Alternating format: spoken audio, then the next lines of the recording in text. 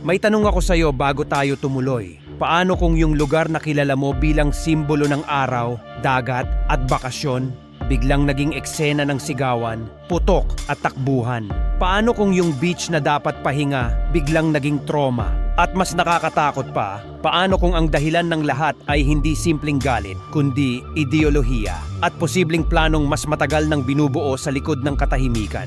Ito ang Bondi Beach shooting sa Sydney, Australia. Isang pangyayari na gumimbal sa isang bansa na halos hindi sanay sa ganitong klaseng karahasan, lalo na sa pampublikong lugar, lalo na sa isang beach. Ayon sa mga ulat, nangyari ito noong December 14, 2025 sa isang Hanukkah celebration na inorganisa ng Jewish community sa Bondi. Sa araw na dapat puno ng saya at pagdiriwang, biglang may dalawang armado na nagpaputok sa crowd. At sa loob lang ng ilang minuto, may mga buhay na nawala, may mga pamilyang nabasag, at may mga tanong na hanggang ngayon, hindi pa rin lubusang nasasagot. Ang pinakaunang tanong ng lahat, bakit? Bakit doon? Bakit ngayon? Bakit sila? At bakit sa isang event na malinaw na may religious at cultural meaning? Ayon sa Australian authorities at sa mga ulat ng international media, itinuring itong terrorist incident at iniuugnay sa antisemitism, isang uri ng puot na mas lalong umiinit sa iba't ibang parte ng mundo nitong mga nakaraang taon. Pero heto ang mas nakakakilabot. Ayon sa pulis at sa mga ulat, ang mga suspek ay hindi isang stranger na biglang sumulpot. Sinasabing mag-ama, a father and a son. Ang mas matanda, napatay ng pulis sa mismong lugar. Ang mas bata, sugatan at nasa kritikal na kondisyon habang naka-hospital guard. At ayon sa mga ulat, ginamit nila ang mga baril sa loob ng 10 to 20 minutes na pag-atake na nagresulta sa maraming namatay at nasugatan. Kabilang ang mga bata at maging mga pulis na rumesponde. Pakinggan mo to, maraming survivor ang nagkwento ng parehong bagay. Chaos, bigla ang putok, walang oras mag-isip. May mga taong tumakbo papunta sa dagat, may tumalon sa tubig, may nagtago sa ilalim ng mesa, may gumapang sa buhangin, at may nagyakapan na lang habang umaasang matatapos agad.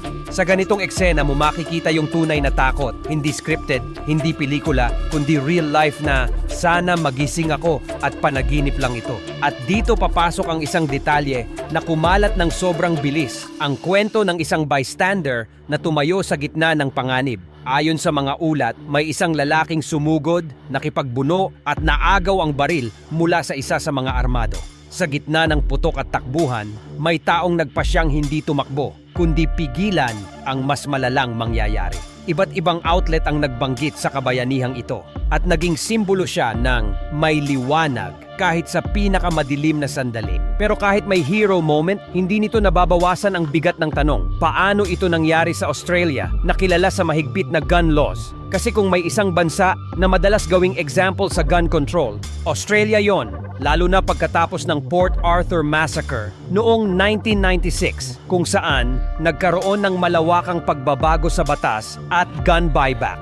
Kaya ngayong nangyari ito, naglabasan agad ang usapan. May butas ba sa sistema? Paano nakakuha ng baril? Paano nakaipon ng armas? At paano may licensed firearms na nauwi sa ganitong klase ng trahedya? Ayon sa Reuters, sinasabing ang mas matandang suspect ay may firearms license sa loob ng mahabang panahon at may ilang baril na rehistrado sa kanya. Sa reports, sinabi ring may 6 na weapons na na-recover. Kaya ngayon, pinag-uusapan ang posibleng pagbabago sa licensing, mas mahigpit na monitoring, at posibilidad ng National Firearms Register para masubaybayan ang ganitong risk. Pero sa likod ng gun debate, nandun yung mas masalimuot na bahagi, motive. Ayon sa mga ulat, sinusuri kung may extremist ideology na nagtulak sa atake. May reports na may nakita raw na flags na iniuugnay sa Islamic State sa sasakyan ng mga suspect. Pero ang mga autoridad, maingat sa paglabas ng final conclusions habang ongoing ang investigasyon. Ang gusto nilang i-establish, ito ba ay lone actor radicalization? May network ba? May tumulong ba? May nag-udyok ba? O self-radicalized lang talaga? Ayon naman sa pinakamainit na balita, nagpunta daw sa Pilipinas ang mga suspect bago ang insidente. Mahalagang klaruhin natin ito sa tamang paraan.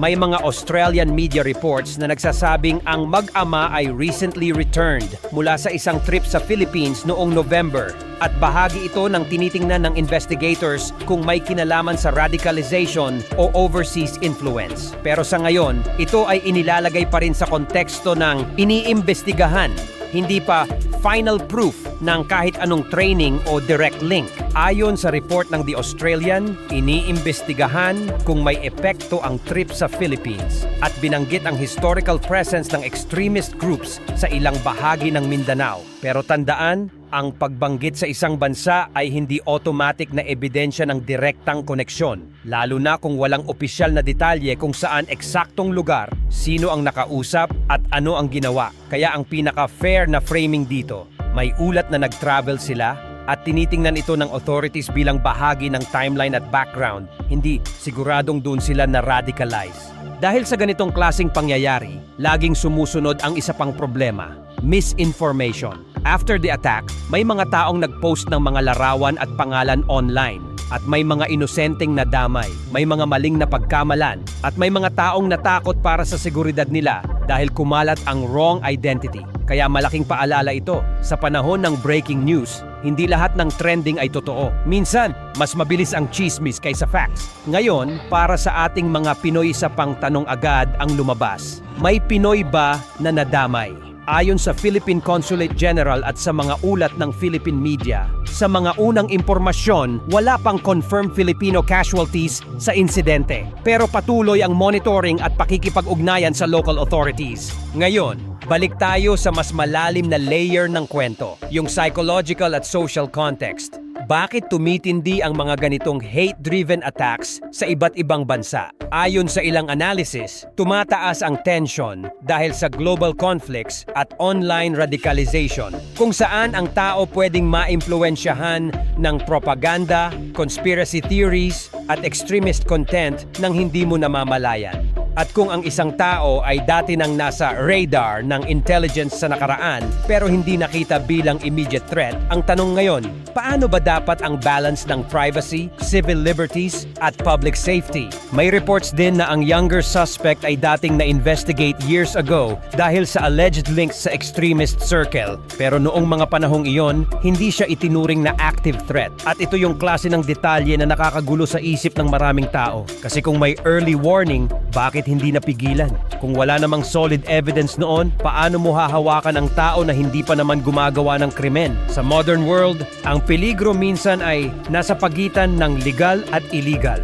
Yung stage na ideolohiya pa lang pero papunta na sa aksyon. At sa kabilang banda, may mga community members na nagsasabi, hindi ito dapat gawing dahilan para sisihin ang buong grupo. Dahil sa ganitong incident, laging may risk ng backlash at stereotyping. Ang sinisisi dito ay ang alleged attackers at ang ideology na nagtulak sa karahasan. Hindi ang ordinaryong tao na walang kinalaman. Ngayon, isa pa sa mga detalye na paulit-ulit na lumalabas sa reports. Ang atake ay nangyari sa open area at ang mga armado ay nagpaputok mula sa elevated spot. May mga testimonya na parang wala kang cover. Kaya ang instinct ng iba ay tumakbo sa dagat o magtago sa pinakamalapit na pwedeng silungan. Restaurant, table, pader, kahit ano. Imagine, beach yan. Walang matataas na pader sa buhangin.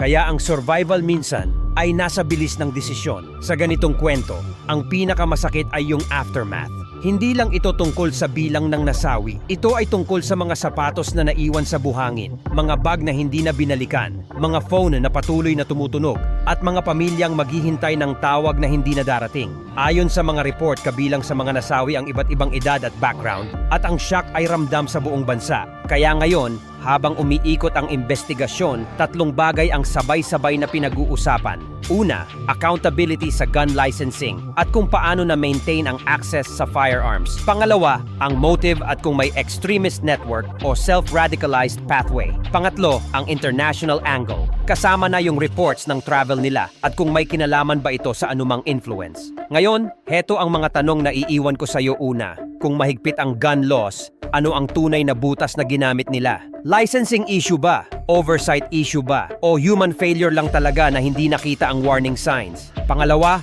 kung may reports na nag-travel sila sa Philippines bago ang attack, ano ang significance nun? Coincidence lang ba sa timeline o may mas malalim na dahilan? At kung ma-prove man na may overseas influence, paano dapat kumilos ang mga bansa para pigilan ang cross-border radicalization nang hindi nadadamay ang mga inosenteng komunidad? Pangatlo, gaano kalaki ang role ng internet sa ganitong klaseng karahasan? Dahil sa panahon ngayon, ang tao pwedeng ma-radicalize sa kwarto lang, sa cellphone lang, sa araw-araw na algorithm. At kung ganoon, paano mo pipigilan ang isang ideolohiya na mabilis kumalat kaysa sa anumang virus? At panghuli, para sa atin bilang audience, paano tayo magiging responsable sa pag-share ng impormasyon? Dahil sa bawat breaking news, may buhay na pwedeng masira hindi lang dahil sa bala, kundi dahil sa maling pangalan, maling akusasyon at maling kwento na pinakalat natin.